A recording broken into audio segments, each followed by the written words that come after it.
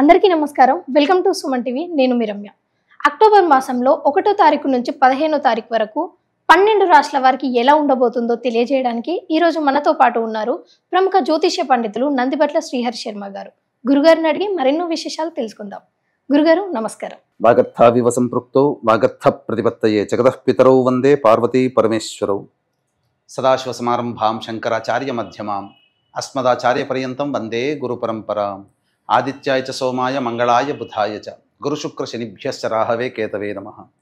శృంగేరి జగద్గురు పీఠాధిపతులకి కంచి పీఠాధిపతులకి నమస్కారములు తెలియచేసుకుంటూ కార్యక్రమాన్ని ప్రారంభిద్దాం. గురుగారు, అక్టోబర్ మాసంలో 1వ తారీఖు నుంచి 15వ తారీఖు వరకు కన్యా రాశి వారికి ఎలా ఉంది గురుగారు? కన్యా రాశి వారికి అక్టోబర్ 1వ తారీఖు నుంచి 15వ తారీఖు వరకు ఏ విధంగా ఉండబోతుందో తెలుసుకునే ముందు గ్రహ సంచారం తెలుసుకుందాం. రాశిలోనే రవి, బుధ, కేతులు మరియు కుటుంబ స్థానంలో శుక్రుడు, 11వ తారీఖు నుంచి బుధుడు ప్రవేశం, అలాగే 6వ స్థానంలో శని, 7వ స్థానంలో రాహువు, 9వ స్థానంలో గురువు, 10వ స్థానంలో కుజుడు. ప్రధానంగా గమనించుకున్నట్లయితే ఈ యొక్క కన్యా రాశిలోనే సూర్యగ్రహణం అనేటువంటిది ఏర్పడబోతుంది. విదేశాల్లో అయితే 2వ తారీఖు రోజున, భారతదేశంలో అయితే అదే 2వ తారీఖు రోజున రాత్రి ఈ యొక్క ప్రభావం ఏర్పడబోతుంది. కాబట్టి ఈ యొక్క గ్రహణము అనేటువంటిది కన్యా రాశిలో వస్తుంది. కాబట్టి కన్యా రాశి వారు కొన్ని జాగ్రత్తలు తీసుకోవాల్సినటువంటి అవసరం ఉన్నది.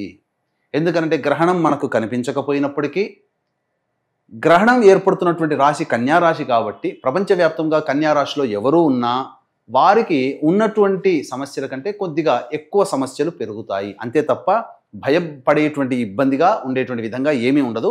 సమస్యలు అధికమవుతాయి. కాబట్టి దానికి తగు నివారణ చర్యలు చేసుకుంటే కనుక మంచి జరుగుతుంది. ఇక ముఖ్యంగా గమనించుకున్నట్లయితే ప్రధానంగా ఎటువంటి సమస్యలు పెరుగుతాయి కన్యా రాశి వారికి అనుకున్నప్పుడు, ప్రధానంగా ఏది అనుకున్నది జరగకపోవడం, ప్రతిదీ ఆలస్యం అవుతూ ఉండడం, అలాగే శరీరము కొంత అనారోగ్యానికి గురవుతుండడం, తరచూ అనారోగ్యానికి గురవుతుండడం, లేదా అంతా బాగున్నప్పటికీ ఏదో ఒక అనీజీగా ఉంటుంది, ఏ పని ఎందో శ్రద్ధ పెట్టకపోవడం, బద్ధకం పెరగడం, ఇవన్నీ ఈ గ్రహణ ప్రభావం వలన కన్యా రాశి వారు ఎదుర్కొనేటువంటి స్వభావం కనబడుతుంది. ఇక ఎఫ్ఎంసీజీ రంగంలో ఉన్నవారు, విద్యా రంగంలో ఉన్నవారు, హోటల్ రంగంలో, అలాగే విద్యాలయాలు మరియు ఫుడ్ సంబంధించినటువంటి వ్యాపారంలో ఉన్నటువంటి వాళ్ళందరికీ కూడా సానుకూలమైనటువంటి ఫలితాలు ఉంటాయి. ఇక ముఖ్యంగా ఉద్యోగార్థులు మీరు సంబంధించి అనగా ఆవేశానికి లోనైనట్లయితే మీ ఉద్యోగానికి భద్రత అనేటువంటిది ఉండదు. కాబట్టి లౌక్యంతో వ్యవహరిస్తూ ప్రతి వాళ్ళని కలుపుకోలుతనంతో కనుక ముందడుగు వేసుకున్నట్లయితే తప్పకుండా ఉద్యోగ భద్రత ఉంటుంది. అలాగే నిరుద్యోగస్తులు బాగా ప్రయత్నిస్తే తప్ప ఉద్యోగము లభించని అవకాశం కలుగుతుంది. ఇక ముఖ్యంగా వివాహార్థులకి సంబంధించి వివాహము జరిగేటువంటి అవకాశాలు గోచరమవుతున్నాయి. కాబట్టి మంచి జరుగుతుంది. అలాగే ఈ యొక్క రియల్ ఎస్టేట్ రంగంలో ఉన్నటువంటి వారికి ఆశాజనకంగా ఉండకపోగా కొన్ని సమస్యలు ఎదురయ్యేటువంటి, ప్రభుత్వపరంగా కొన్ని సమస్యలు ఎదురయ్యేటువంటి అవకాశాలు రియల్ ఎస్టేట్ రంగంలో ఉన్నటువంటి వారికి గోచరమవుతున్నాయి. ఇక ముఖ్యంగా విద్యార్థులు చక్కటి విద్యాలయాల్లో ప్రవేశం కలుగుతుంది. తద్వారా కోరుకున్న చోట ఆనందంగా మీరు విద్యను అభ్యసించే అవకాశం మీకు కలుగుతుందని చెప్పవచ్చు. అయితే ప్రధానంగా గమనించుకున్నట్లయితే ఈ యొక్క సంబంధించినటువంటి కన్యా రాశి వారికి ఏ రోజుల్లో ఏ విధంగా ఉండబోతుంది, మంచి చెడు ఎలా ఉండబోతుంది అనేటువంటి విషయాల గురించి మనము క్లుప్తంగా తెలియచేసుకుందాం. ఇక్కడ గమనించుకున్నట్లయితే 1వ తారీఖు రోజున ప్రధానంగా ఈ 1వ తారీఖు రోజున ఖర్చులు అధికంగా ఉంటాయి.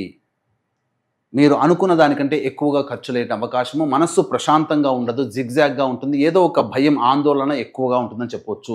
2, 3 తారీఖుల్లో ప్రధానంగా 2వ తారీఖు రోజునే గ్రహణం ఏర్పడుతుంది. అయినప్పటికీ మీరు ప్రధానమైనటువంటి పనులని మొండితనంతో, మొక్కబోని ధైర్యంతో కొన్ని పెండింగ్లో ఉన్నటువంటి పనులను పూర్తి చేసుకుంటారు. కొంత సంతోషాన్ని మాత్రం పొందుతారు. కాకపోతే 2వ తారీఖు రోజునే గ్రహణం ఏర్పడుతుంది కాబట్టి కొంత ఇబ్బందికరంగా భవిష్యత్తు ఉండబోతుందని గమనించుకోవాలి. ఇక 4, 5, 6 తారీఖుల్లో కనుక గమనించుకున్నట్లయితే కుటుంబ పరంగా సమస్యలు ఎదుర్కోవడము, అలాగే కుటుంబ వ్యక్తులతో వాగ్వివాదాలు చోటు చేసుకోవడం, ధన నష్టం జరగడం ఇలాంటివి జరుగుతాయి. కాబట్టి ఈ 4, 5, 6 తారీఖుల్లో లౌక్యంతో కుటుంబ సభ్యులతో వ్యవహరించండి.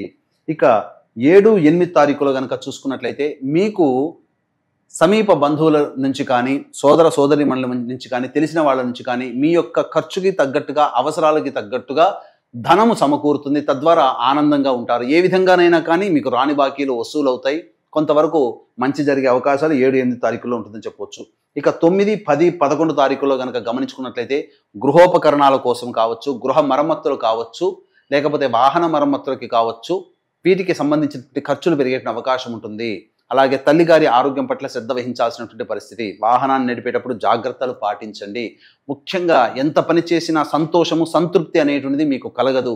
కాబట్టి సంతోషంగా లేని జీవితాన్ని ఈ 9, 10, 11 తారీఖుల్లో మీరు గడుపుతారని చెప్పవచ్చు. ఇక 12, 13 తారీఖులో కనుక చూసుకున్నట్లయితే మీ యొక్క ఆరోగ్యం పట్ల శ్రద్ధ వహించాల్సినటువంటి పరిస్థితి.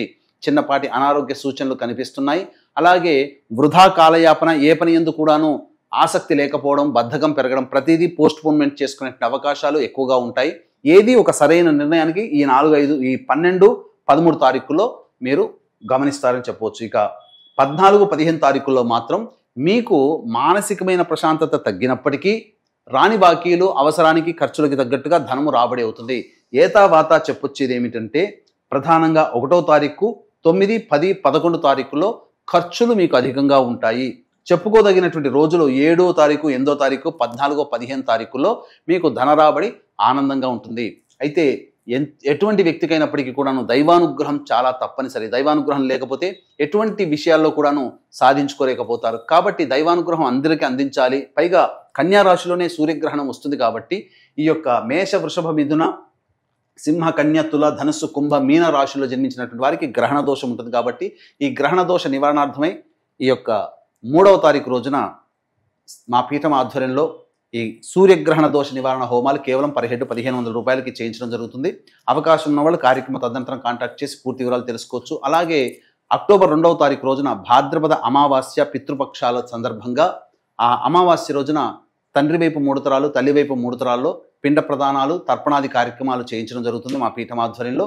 అవకాశం ఉన్నవాళ్ళు ఈ పిండ ప్రదానాలకు సంబంధించినటువంటి రుసుముకి సంబంధించి వివరాలు కార్యక్రమ తదనంతరం కాంటాక్ట్ చేసి తెలుసుకోవచ్చు. గురుగారు, ఈ రాశి వారికి మెరుగైన ఫలితాల కోసం ఎలాంటి పరిహారాలు చేసుకోవచ్చు? ఈ యొక్క కన్యా రాశిలో జన్మించినటువంటి వారు మెరుగైనటువంటి ఫలితాలు పొందడం కోసం ప్రతిరోజు కూడా దుర్గాలయం, ఏదైనా శక్తి ఆలయంలో చేరుకొని అమ్మవారికి ఈ సంబంధించినటువంటి ఎర్రటి పుష్పాలతో కనుక అర్చన చేసిన, వీలు కుదిరినప్పుడల్లా ఎర్రటి పుష్పాలతో అర్చన కానీ, లేదా ప్రతిరోజు అమ్మవారికి ప్రధానంగా గ్రహణం వస్తుంది కాబట్టి ప్రతిరోజు అమ్మవారికి ఎర్రటి పుష్పాల మాల అమ్మవారికి అలంకరణగా వేసినా మంచి జరుగుతుంది. అలాగే ప్రతిరోజు కాలభైరవాష్టకం రోజుకి 3 సార్లు పఠించండి.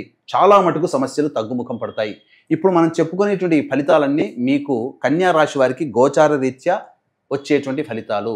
మీరు సమస్యలు ఇంకా అధికంగా ఎదుర్కొంటున్నారు అని అంటే అది మీ యొక్క జన్మ జాతక రీత్యా వచ్చేటువంటి సమస్యలు. కాబట్టి జరుగుతున్నటువంటి దశాంతర దశ రీత్యా దగ్గరలోని మంచి పండితులను సంప్రదించినట్లయితే మీ యొక్క జాతకాన్ని క్షుణ్ణంగా పరిశీలించి సమస్యలకి పరిష్కారం తెలియచేయడం ద్వారా, వాటిని పాటించడం ద్వారా భవిష్యత్తు ఇంకా మంచి జరుగుతుందని చెప్పవచ్చు. గురుగారు, మా ప్రేక్షకులకు ఎంతో విలువైన సమాచారాన్ని అందజేశారు. ధన్యవాదాలు. సర్వం శ్రీ ఉమామహేశ్వర పరబ్రహ్మార్పణమస్తు.